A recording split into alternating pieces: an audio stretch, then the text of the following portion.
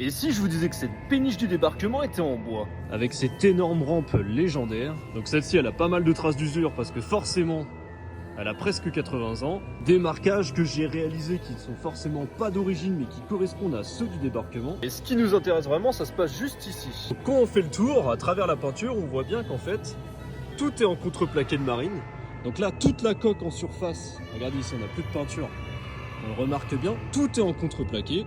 Le gouvernail, lui, est en acier. L'hélice, pareil. Mais regardez le fond de coque, pareil, c'est du bois.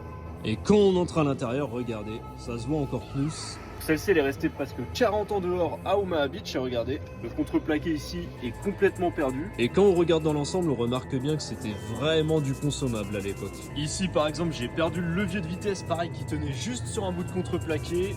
À l'arrière, on avait les deux positions de calibre 30, pareil, perdues parce que c'est du contreplaqué. Et la seule chose aussi qui n'est pas en bois, forcément, c'est le moteur.